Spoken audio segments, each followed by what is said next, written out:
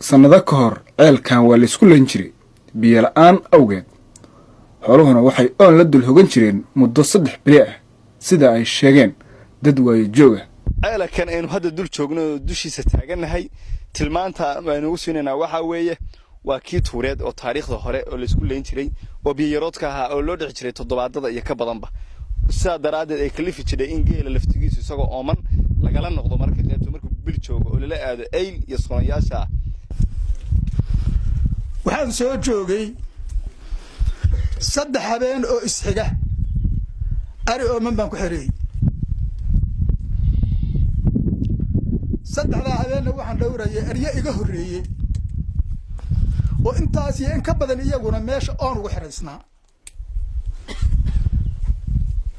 baa waxa la lahaa madda la istaba joogaayo midba mid buu ka horeeyaa anigu goortii aan qabsaday oo cabayna kuwa aniga iga dameeyay baa sidoo kale dhowr habeen iyaguna u sii joogay ceelka waxaan joogay iyadoo la hoganayo oo dhaaman joogaanin baa waxa timi gabar rati wadata oo 2 jiir gaan saaran yihiin waxay tiri guriga aan xalay joogay gabar baa ku nafbaxday ninkii joogay baa wuxuu yiri tiga ka hayo ceelkii aado ciidan iyo waxaad iiga doontaa waxila xabaala iyo biyo ceelkana waa la meelaysanaya markaas rag waxa la yiri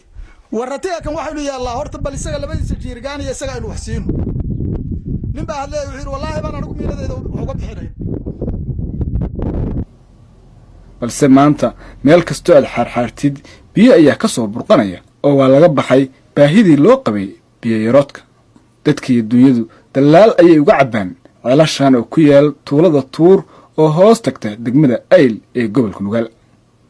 ceelashan ayaa laga soo raraa deegaanada ku xeeran tuulada tuur balse waxaa shacabka farakul ku haya oo marka ceelka laga dareero ku soo xoomaya dabadeedna asaruuraya xayawaanka loo yaqaan daanyeerka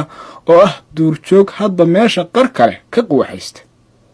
mid ka mid ah dadka u soo dhaamiyay ceelashan ayaa lagu qaybiyay inuu horeeyo daanyeerka inta xooluhu ay cabayaan iyadoo laga baqayo inuu xoolaha u soo aroor tagay ceelkan uu didiyo waxaana sheegay in bahalkan uu dadka dhib xoogan ku hayo intay xooluhu cabayaan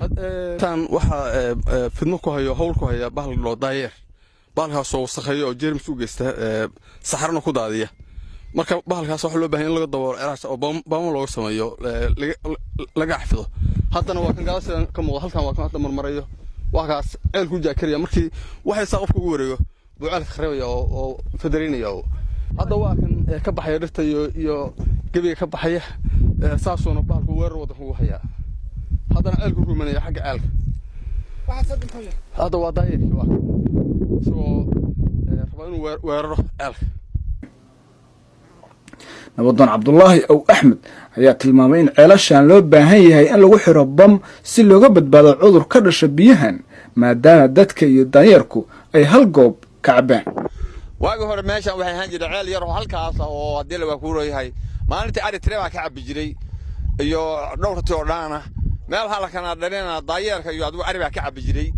marka hadda ilaahay mahadiis intaas oo af baa 30 ceel af baa ka qodan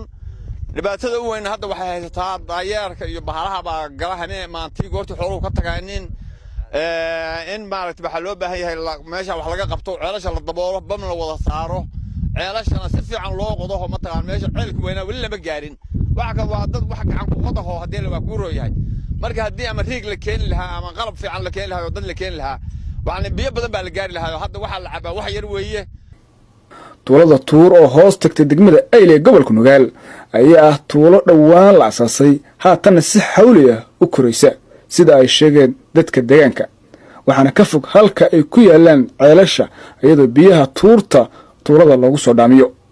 waxaad arkaysaa dumarka iyo ciyaalka oo walaandeynaya jirgaamo laga soo dhaamiyay ceelasha oo aad uga durugsan tuulada waxayna dawladda cusub iyo hay'adaha ka codsadeen in arrintan wax laga qabto maadaama ay ku dhiban yihiin keenida biyaha meelo fog laga soo dhaamiyo tuulada tuur qaliif geli Jubaland TV garow